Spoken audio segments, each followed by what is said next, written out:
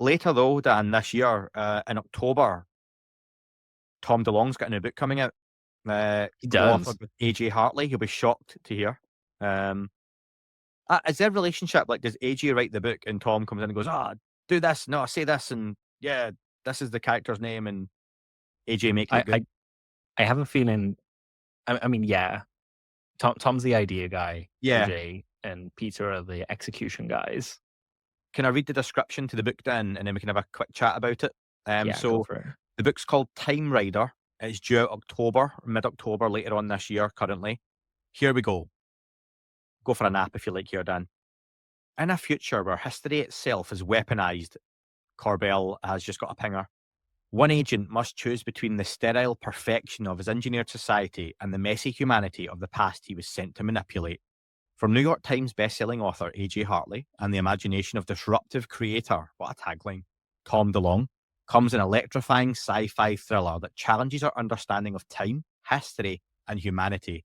Building on their successful collaboration on the acclaimed Secret Machines franchise, these creative powerhouses deliver a story that combines Hartley's masterful storytelling with DeLonge's specialized knowledge of anomalistic phenomena. Time Rider follows Bowie, an agent from a dystopian future called The Design, a society where humanity is stratified into genetic castes and emotional connections have been engineered away.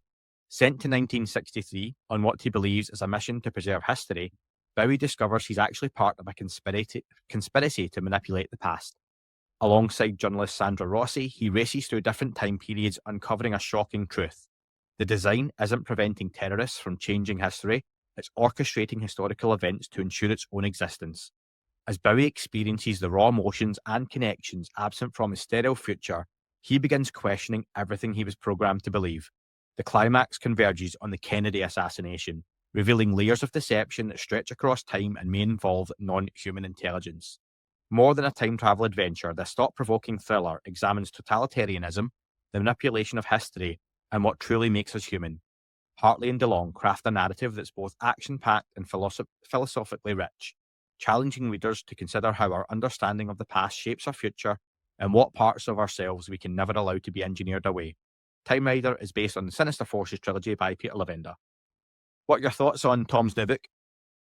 So I love that this is based on Sinister Forces, which I've just started reading. It's been on my list for ages, but Sinister Forces comes a lot into the God's Man War trilogy that To the Stars kind of produced and finished up last year. So it's nice to see this kind of coming into a fictional way of talking about these ideas. Time Rider, I assume the Time Rider, the agent Bowie, surely that's based on David Bowie and is going to fuel a bunch of conspiracy theories about him being an alien.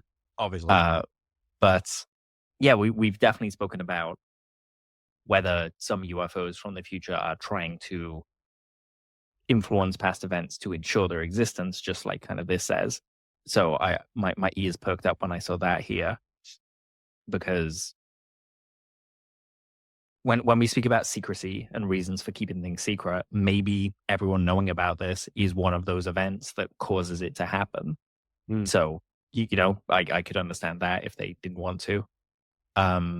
But also talking about, where it says, as Bowie experiences the raw emotions and connections absent from his sterile future, and that he was programmed. That's interesting too. And we've definitely spoken about this before as well, where as we go forward, we're going to be doing things like gene editing and things like that and engineering certain emotions away. And looking at someone like Elon Musk, for example, who's doing things like Neuralink and stuff like CRISPR gene editing. Just this week, scientists unveiled that they'd recreated what we think of as the direwolf, where we're starting to get into these parts of humanity where we can program ourselves and we're going to be changing ourselves in a major way. And I can't remember who it was, but someone floated the idea that in the future, we don't have emotion or we lost our souls or something like that. And these things are coming back to kind of try and change that. But I also love the idea that they're coming back to ensure that that happens. And kind of Skynet vibes, but with just humans at the center of it instead of a computer, Yeah, there's a few familiar themes running throughout there, but that'll be interesting. Looking forward to it and seeing how the UFO NHI narrative gets weaved throughout, which no doubt it will. So yeah, all be good. And new documentary coming soon. It's been in the works for a while, Dan, on Bob Lazar, which is called S4. S4, the Bob Lazar story. So probably not hugely coincidental timing, but this has been in the project, been in the pipeline for a while now. Project Gravator. I'll put the link in the description for that. Has the stuff on there. Have you watched a trailer for it, Dan? I have, yeah. You're a huge Bob Lazar fan. Tell me what you thought. I've got this reputation as Bob Lazar hater now. You are? I'm really not. Like, I like his story. I think it's interesting. I think there's a lot we don't know and has been kind of squirreled away for one reason or another. But then you have to acknowledge the other side. And, you know, here's another example of someone that says they don't want to be in the limelight and they don't want to make money off their story, making money off their story and be in the limelight. So I get it. You know, it's a modernized version of it. I'm looking forward to it, but I don't know how much more we can do on the Bob story now. I feel like it's going to be one of those stories that we're probably never going to get the answer to, no matter how many posters we buy, you know? It says new evidence, Dan. I'm on the website now. Where is new evidence? In the trailer. Oh, does it? Okay. Yep. Sure. Yeah. Maybe I wasn't paying that much. Maybe I am a Bob Lazar. Yeah. I mentioned this a couple of weeks ago or the other week. When I speak to people in public, like where I work, for example, anyone who mentions the UFO topic to me, when they mention, it'll be something like, oh, I watched a thing with that guy, or do you know much about that guy? And they mean two people. One is Bob Lazar and the other Stephen Greer.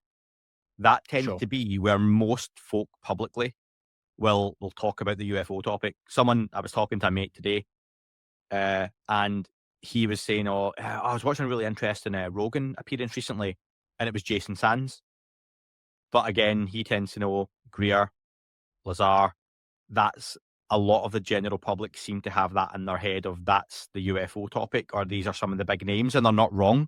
So maybe it's not a bad thing to get a new documentary in a time where documentaries are more popular, perhaps, than they were 20 years ago, 25 years ago, 30 years ago, and get a new audience engaged in this story. I'm looking forward to it. I like the Bob Lazar story. I've got and I've said this before, Dan, I've got a genuinely shit memory.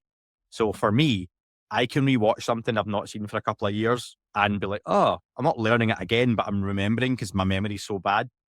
Sure. I'm all for this. It does look like quite neat. I know Bob Lazar says in the trailer, and you wouldn't have heard it because you were too busy hating. Bob Lazar says in the hate. If anyone's ever seen the Player Haters Ball Dave Chappelle sketch, wonderful. But Bob Lazar mentions this is the first time you'll ever see what I've talked about, because they've rendered it with really decent looking CGI. So you should get like a tour of S4 within the documentary, but we haven't really seen before. Really, I'm pretty sure Bob remembers. He said or at least the team behind the documentary have said Bob's guided these kind of recreations down to where the rivets were, which I was a little bit skeptical about, because after all this time, you remember exactly where the screws are. Maybe he has a eidetic memory. I don't know. But to get everything exactly right, I didn't need that claim. Just generally see what he saw. Cool, And as you were saying that, then I was trying to think of another Bob Lazar documentary that was really focused on just his story, because the Jeremy Corbell one, though it was Lazar focused, it kind of didn't just tell his story in a linear fashion and show us what he saw, and there are some people in this one as well that we haven't heard from before. On the website, it says that there's going to be some exclusive interviews with people that knew Bob, like his wife and people around him. We'll have the classics like, George Knapp, but there's also Gene Huff, Bob's friend and key witness, Mario Santa Cruz, Bob's friend before, during, and after S4, Joy Lazar, that's Bob's wife and life partner, and Marcelo Romano, who's Who's a listed fan. on the website as just heartwarming fan. Yeah, which I saw is that. hilarious. Yeah, and looks pretty young as well. Like, Yeah, he does. definitely donated the most on the crowdfunding. That's that Yeah, comes I guess across. so. But on that, Dan, we'll just mention to folks. I'm looking forward to this. I like the Bob Lazar story. I always think there's something to it. Story's awkward, but I think that's just the whole UFO topic. Listen to what we just talked about for an hour and a half. Even when there is a wealth of evidence and data, there's always something. I went on the website and pre-ordered. We don't know. We don't think I've actually pre-ordered the documentary. There's a big pre-order button, and it says that you can get a poster as long as you pre-order before the 1st of May. What I thought I was doing, folks, was hitting the pre-order button, getting the documentary pre-ordered. There is no release date yet, just to put that out there. But if you order by the 1st of May, Bob Lazar will sign a poster. You can get a poster, depending on the size of poster you want, from theatrical size, like cinema poster, to smaller. He will then sign it for a $29.99 charge, whatever, as well. And I was like, that's quite cool. You get a little merchandise pack with it. That's quite cool. And it worked out around something like £50 or whatever, like $70, $80, that is. But I don't think I've actually got the documentary as part of this, as I showed Dan, and then we were looking, going, I can't see where I've actually ordered the documentary. So I think I've maybe just pre-ordered a poster that's signed. I can see where you got the impression, though, because, you chuck in the website, projectgravitor.com, and it just says new official trailer, and then you got two buttons side by side. One says watch trailer, the other one says pre-order now. That instantly implies that the pre-order is for the movie.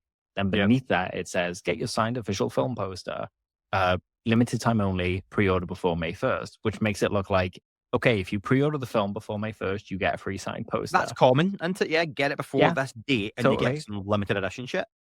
But then you go through, and Andy and I were going through it before we came on here, because even I had to check. And just on the last listing of it, it talks about buying like the first edition film poster for the documentary. So I think that's what you've bought. And then you get a collector's kit, which is a certificate of authenticity, a magnet, a sticker, a bookmark, and then 2 set photos, which I assume will be, the rendered set of the cool thing. And then you can add for $30 for Bob to sign the poster. And then you put your name in and pick whether you want the signature on the front or back, which is weird to me, always on the front. You can just hide it. But just that's a really odd layout. And I can't imagine only you've been caught out by that. Yeah, I have emailed them to ask, just to clarify, have I ordered the documentary as part of this, or are you not offering that yet? And maybe, just watch how you word that on the website.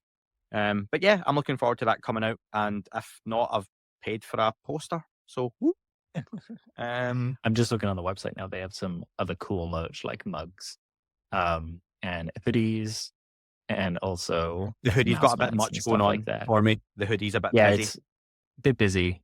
I like there's a cool Area 51 one, but I like quite a plain hoodie with like a small logo or a small bit of writing somewhere on an arm, or a badge or something. But there's too much going on there for me. Lots on the arms and stuff like that. Yeah. So Dan, any other news bits you want to go into before listener questions? Not so much. No, it's mostly all been, Solve Forum had a thing between Hal Puthoff, Jack Valet, and Larry Lemke, and they got into kind of the Invisible College and how they all met. That's interesting if you want to go watch that. And then also, just going down my list, McConnell, Representative McConnell, was on Jesse Michaels. He was basically just backing up what we've heard him kind of talk about before, that defense firms like Lockheed, SAIC, and Raytheon allegedly house non-human tech but block access through IP protections. And McConnell also talks about kind of whistleblowers kind of coming forward to them to attest to this and to attest to these programs kind of running. The ultimate message of it being that McConnell warning that if we don't reassert oversight now, the science may never reach the public. Yeah, awesome. And I think a couple of people dropped me a message, Dan, just to say, had I seen or watched, apologies, and if anyone hears the roar in the background as it's busy here this time of day. David Duchovny has a new series, Secrets Declassified. I believe it's called, Secrets Declassified with David Duchovny. I think it's on Prime Video. It's on history. It looks like it'll be like an easy kind of fun watch, I'm guessing, if you're into that kind of stuff. On history, name celebrity, the guy obviously was famously Fox Mulder, going through some conspiracy stuff and whatnot, and UFOs are part of it as well, it looks like, and other things too. So I've not watched it. I'll give it a watch at some point in the background. I don't think, I said to Danny earlier, I don't think it's one I'll be sitting with a notepad and pen expecting to learn much, but you know what you're getting with this kind of stuff. So yeah, that'll be interesting. Like David Duchovny, he's hosted a few things kind of documentary style over the years. And no, I don't mean the Red Shoe Diaries.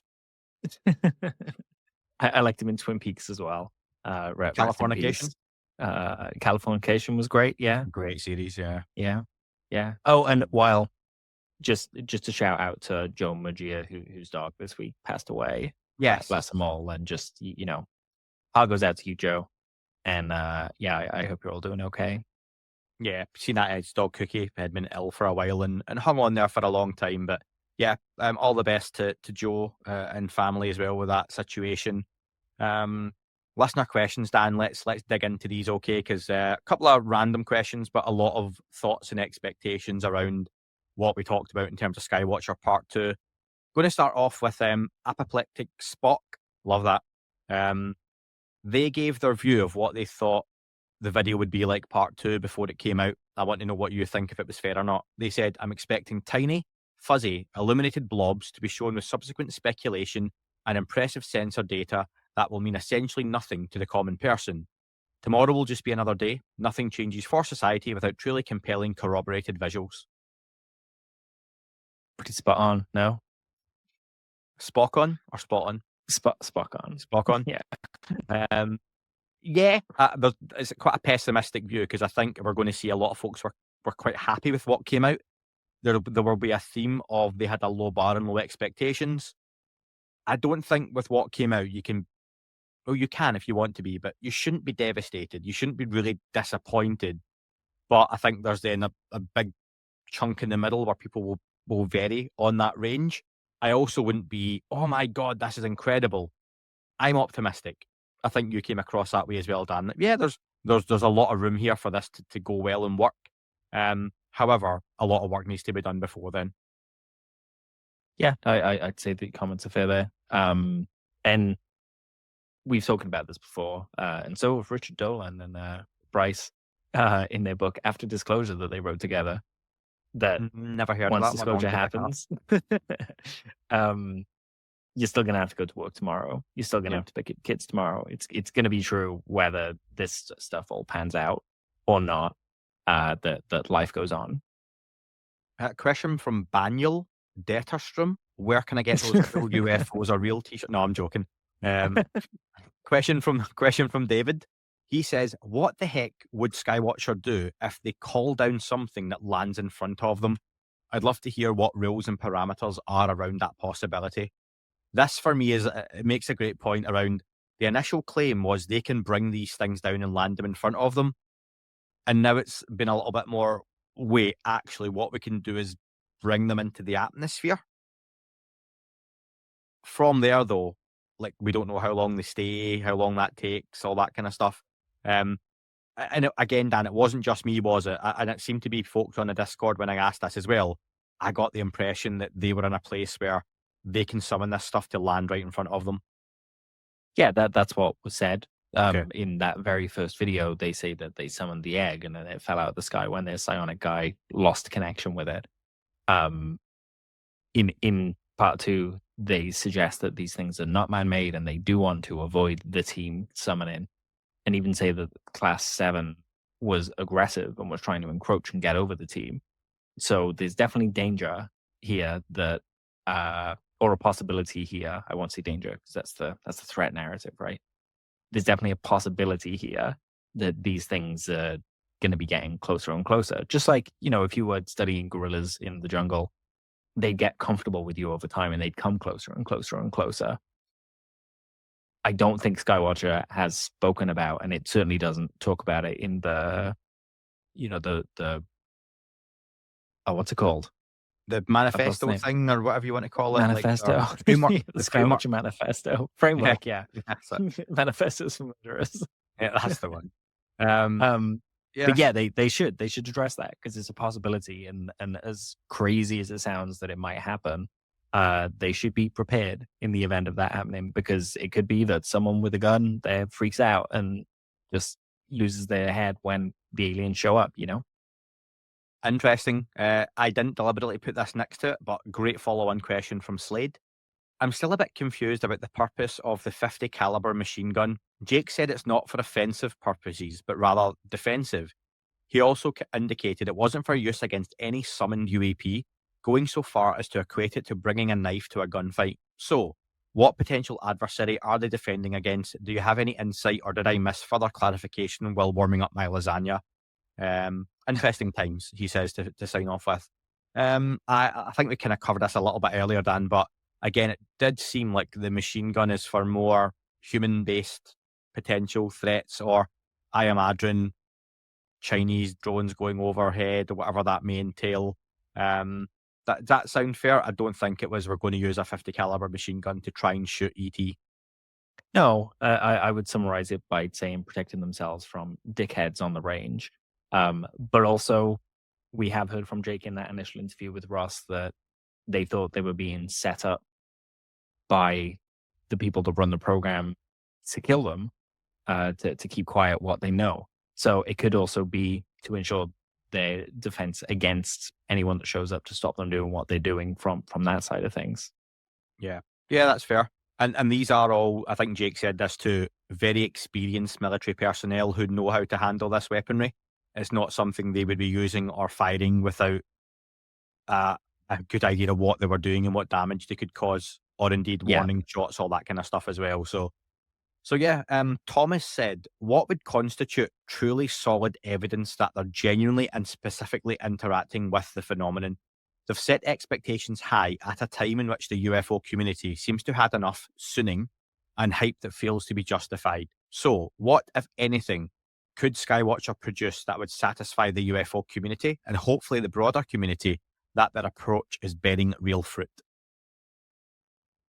I think for one, and it's what everyone's calling for right now after seeing the video they did give us, which is HD video, real sharp kind of close-up stuff so we can see whether it's balloon or not. The other thing I would say is kind of, I guess I would call it in a way like birdseed. You put something out and you get a definite response. So like a call and response type thing. If they're going to flash lights, I think it was it David Mason in the UAPX documentary who produced some technology that would turn sound into light and then flash it at the UFO and see if they would get a response. If it was like mimicking kind of like that, like Close Encounters of the Third Kind. At the end of that, when they play the music, and the humans copy it, and then they kind of start building on it to each other. There has to be that kind of connection, because just kind of being on the ground and being like, oh yeah, it was coming right for us, when there's nothing to kind of show that what it was thinking or what its intentions were. It needs to be more. There needs to be something more robust there. So maybe that should become a part of the framework. And to be fair, you would think if it was going to be something that would damage, I know this kind of goes back to the last question as well, that would damage an object, they'd be looking at some kind of EMP, to disable stuff rather than a machine gun, because what's that potentially going to do? I don't know. And in terms of what they could produce, I'm fully with you there, like a decent HD video. I think a perhaps longer video of one of the experiments happening. Perhaps doing it live, like a YouTube live, and they don't even have to show us the equipment. Again, that would depend on timescales and stuff, but say it as a case of flicking this machinery on and within 5 minutes something happens. Could they announce we're going to do a YouTube live, set the conditions that they are fully happy with the protection, the transparency, their own safety, and say we're going to try and summon one of these things, and knock it on within a few minutes it appears. So, something like that I think would get people's attention. But I think regular updates as a baseline, but there needs to be progress going forward to build on what they've got. Otherwise, I see what people mean who worry it becomes a TV show, or it's almost like that would be a negative right now and I don't know if this is even something they intend to, but if it did get signed up by history or something. But then perhaps what if, Dan, this was signed up to a major TV network? Or what if Apple TV or Netflix picked this up and went, we want like an 8-part series from you? And these folk involved go, yes, but it's not going to be recurring. This is a one and done series. Would you feel more comfortable there? Yeah, I mean, it's the same as if they said, yeah, we're going to commission a documentary, right? Whether it's 8 episodes or whether it's a 2-hour thing. I'd be fine with that as long as it wasn't that Oak Island kind of format that is just tiring. I don't really watch that, but is that the gold it's one? the Skinwalker Ranch, treasure? yeah. We're digging for gold on this island, and we've almost found something, and it collapsed. Join us next week for digging the other hole, and it just goes on and on and on. Going to be an Oak Island fan, absolutely furious at that opinion, but I think that's common. There are kind of subtleties to it, but there's a lot of like human drama between the people there, where one person wants to dig here, the other person wants to dig there, and it's funding the dig, so that kind of becomes a part of the show. And I think as long as it was like a really focused documentary or documentary series on results and different aspects of it, then I think we'd be okay. Cool. So let's go through. I'm going in the right order here from folks. Okay, on Patreon comments, I asked last night, what are folks' expectations? Post them in here, but also post what your thoughts are on the actual content as it appears. So a couple of people posted. Jonathan said, I'm looking forward to this. I'm hoping there's something in this that raises a few eyebrows, or at least something substantial that moves the needle a little bit further. As always, my expectations are tempered but hopeful. I really enjoyed the recent interview Barber did with Ross Coulthart. He seems focused, but being a former top-tier operative, that probably comes with the territory. Fair commentary. Paul said, my childlike brain is so excited for this Skywatcher episode to drop. Unfortunately, I'm no longer a child, and this merry-go-round simply refuses to stop. A wise man once said, insanity is doing the same thing over and over again, but expecting different results. We'll hopefully know more in the next few hours. Richard put, by their fruits we shall know them. And that's not unfair, depending on what we get from them. So is that... Okay, so Eli said, this week in UAP Disclosure Entertainment, episodic consciousness, love bomb connection, egg hijacking. The second installment that doesn't address the last... Yeah. The second installment that doesn't address the last episode's claims, but goes into new territories about other craft and entities. Love goddess, spiritualism with a dash of jellyfish. I'm also hedging my bet because these guys could be legit. Something like that. If I'm wrong, well, you can call me out later. Then it released. So these are the comments from people who have now seen it. And we've got some questions amongst these as well, Dan. Unidentified said, just skimmed it. Lots of claims. Fuzzy tiny videos. Gut says scam. Sorry. Froggy emoji. Fair opinion. Like, again, it's just horses for horses. Still watch it though, and that's what Skywatcher want, right? Like that's where they're getting their ad money on YouTube. So if you think it's a scam, don't go along with it. But at the same time, good job watching it despite thinking that. Byron said, wow, the imagery is pretty compelling. Now we wait for it to be validated by third parties who are invited to review the data. So very juxtaposition comments immediately, back to back, Dan. And I think that's how this is kind of generally landed, although I think landed far more on the positive side. Yeah, I would agree with that. I'm surprised by how little vitriol there is online over this today. You'll be on with your mini burner accounts later, stoking that up, won't you? Just about Bob Lazar. Yeah, just Bob Lazar called all this bullshit years ago. Like, and he's a faker as well. I've got my cover of How Bizarre, but Bob Lazar ready to go. Fantastic. I could buy you one of those posters, Dan, and just get Bob to sign it. I hate you. Yeah, to my hater. To my hater. Thanks for all the support. Peter said, why would UAP be attracted to the dog whistle? Surely the would-be NHI would recognise they're being summoned and would bugger off when they hear it. Interesting and very, very blurry video. There should be a lot of loud teeth gnashing any minute now. For what it's worth, I did find the video compelling. So first off, why would the UAP be attracted to the dog whistle? I'll just jump on that one first, Dan. I think there are elements of UAP that may be attracted. We don't know that these aren't almost potentially the equivalent of attracting wild animals. You know, like if you go out into the forest and let off any number of, legitimate whistles that would attract ducks or bears or, devices that attract certain types of wildlife, this could be the equivalent where the more intelligent or higher level beings don't even hear this stuff or are aware of it and would be like, no, we're not coming because you blew a dog whistle, Yeah, it comes down to curiosity, like you say, animalistic, like bugs to light type thing. But also, I think we need to remember that intelligent creatures do kind of move towards things like that.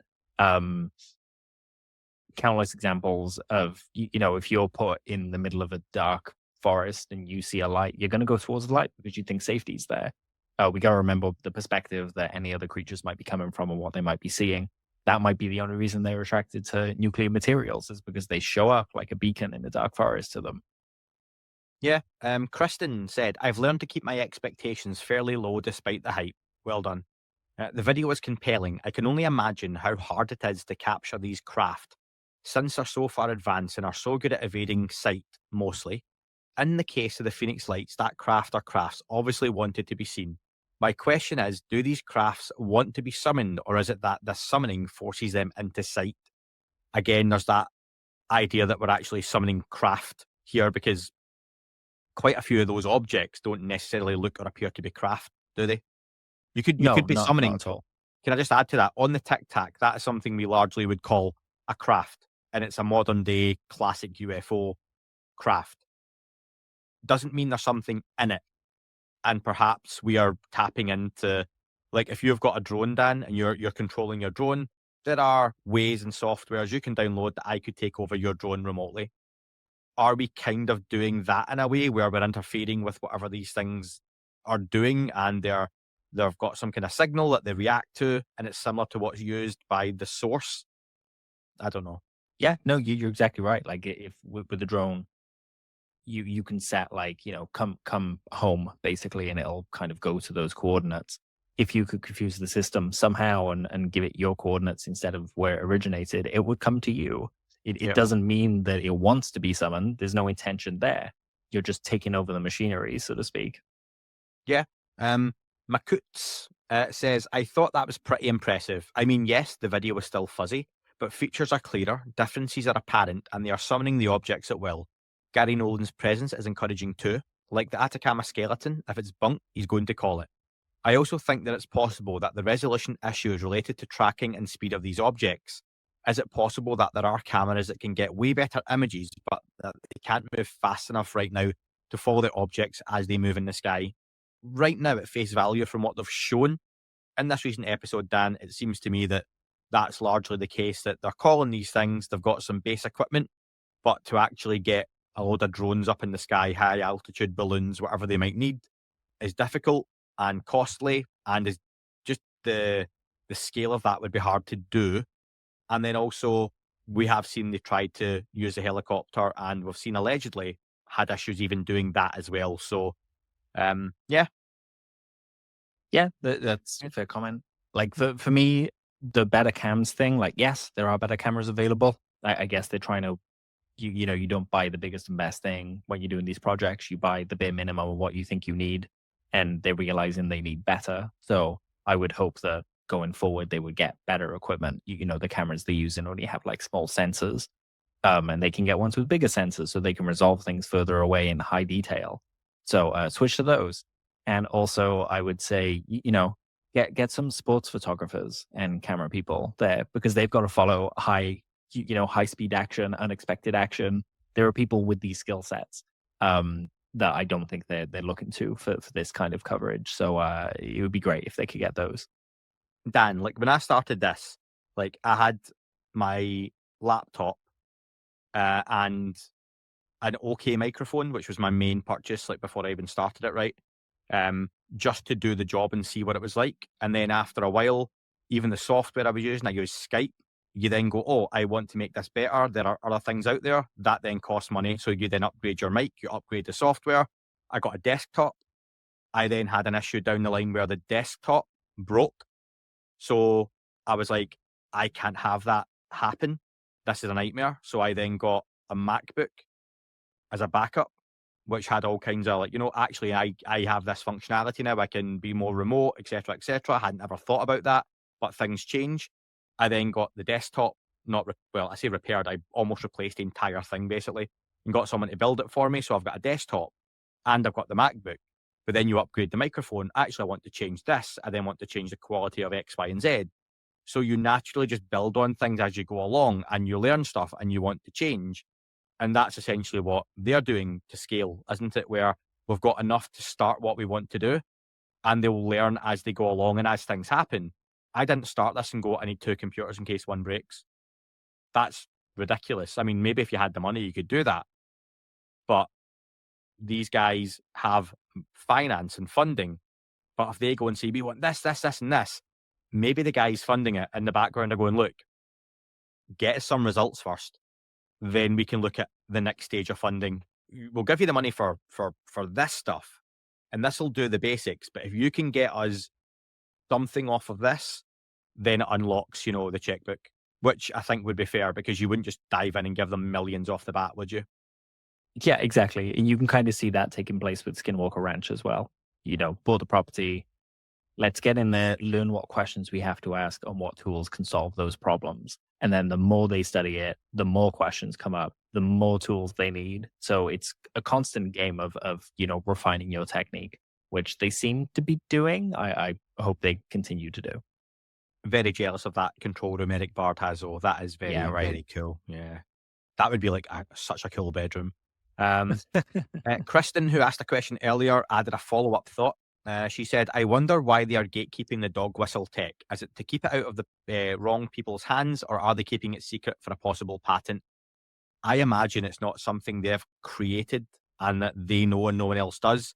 For me, this is just they don't want anybody and everyone who could use this using it. And there is that. Probably this is where there are some national security implications. Is that fair? Yeah, safety thing. But also, I wouldn't be surprised if, there was a patent kind of thing going on. Whether they let people buy it, I doubt it. But, certain aspects of that technology will be engineered into other technologies. So, yeah, they might want to sell it to Lockheed, for example. Yeah, but in terms of funding, it probably protects you a little bit there as well, doesn't it? That any number of organizations might not know or be able to get their hands on this now. But if you've got backers who are looking for you to perform, which they have to perform, they do have a pressure to produce as far as we know, then that's something they may have as a bit of a, we've got this and other people don't. Okay, cool. So you've got my attention. That's how you get investors and that's how you get backers. So yeah, but we'll find out. But yeah, I don't think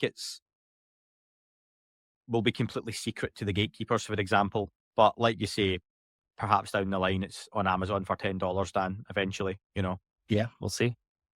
Michael said, nothing profound or game-changing, period. So Michael enjoyed it. Did he type period? Or this is just he typed period and then put a period afterwards. So yeah. Amy says, I like the structured approach they're taking. It may not be perfect, but it puts a stake in the ground to help advance understanding of a phenomenon about which we know little. The 8-gon, Jake mentioned a while ago, didn't seem to fit into any of the 9 classes. What explains the disconnect? Maybe the 8-gon is a human-made replica vehicle. Yeah, not unfair. Probably what I touched on earlier, Dan, about we don't see any saucers. Yeah, there's a whole bunch of UFO shapes that, someone sent me a chart after I posted the stabilized video on Twitter, and it had like 60 different shapes on it, and it was made back in the 60s. So yeah, there are just certain shapes not represented here that might not work with the dog whistle. Yeah. And again, you mentioned it, I mentioned it, Dan, of those 9 shapes, some of those may condense down to actually this is the same thing we think, or this is this, but in a slightly different form. It could be, and I think you said this earlier, which is very fair. We've found out this is a balloon. This is actually a Chinese reconnaissance balloon, similar to what we had before, but just not as big. We don't know. Sure. But I'm also thinking of nope, how the saucer like unfurls at the end into that like massive Satana looking thing. Yeah, Different forms, different things in different environments and moods. absolutely. Ben said, I'm more impressed than I expected to be, but the bar wasn't high. A man after our own heart there, Dan, isn't it? Go in with Yeah, I low think so. expectations. You can Yeah, very big rarely hype, be big letdown. disappointed. Emily said, and I think we've answered this one, what did they mean by the Class 7 type being aggressive? It just sounded like more in terms of maneuverability and a little bit more buoyant. I don't think it came across like trying to attack them, but more interactive in a sense. Yeah, I think they specifically kind of said that it was trying to get over their position. But again, we're ascribing behavior to something that we don't even know whether it's an intelligence or not. So I'm a little wary of that comment. And Nick says, that was better than I expected, but would like to know how long they typically film these craft. Most of the videos were about 2 seconds long. Would love it if they posted some full-length videos in the future. Perhaps that would be good from a research point of view. You get like, God, I hate to use the comparison, but Skinwalker Ranch, and they have like the monthly paid subscription. Maybe they could have an option here where for a couple of dollars you can access, because server room, all that kind of stuff, folks. Again, this is people's time and everything, and storage isn't free. They could post some stuff. You could pay a couple of dollars, go on and see the longer versions of these things, get access to some of the data. I don't know, but again, it goes down that slippery slope of charging for stuff. So yeah, but thoughts on that last one, Dan? I mean, pretty much echo what you said there. To be honest, I'd love to see them kind of give better access to the data stores, but at the same time, I know they're going to be wanting to make those secure and give those to people that want to do third party independent peer review and stuff like that. And to be honest, I would want the peer review to happen over, me as just a dude on Twitter being curious about it. Yeah, no, that's totally fair. Dan, I've got a couple of questions from one listener and a second from another that I was going to say we'll stick those on Patreon and whatnot for people who are supporting the podcast in that respect, if you've got a few minutes more. Sure. Yeah. One of them's from Bob Lazar, says he's a big fan of yours. If you are leaving us here, folks, and you're on the free feeds, for April, you'll see a link in the description. You can click on it and get a month free access to the Patreon, and you'll get early access, no adverts, and you'll get to hear myself and Dan speaking a little bit longer on this kind of stuff. And there's loads of bonus content in the archive and stuff like that as well. Apple, you get access to free trials for a couple of weeks too. All the other platforms don't offer that kind of stuff, but the options are there. If you're leaving us here, thank you very much. Dan, anything you want to sign off with for those folks? Be nice to each other and be nice to Skywatcher as well. We want them to answer our questions, so no animosity. And thank you for listening. Absolutely. And otherwise, thank you for listening, and we'll carry on, Dan.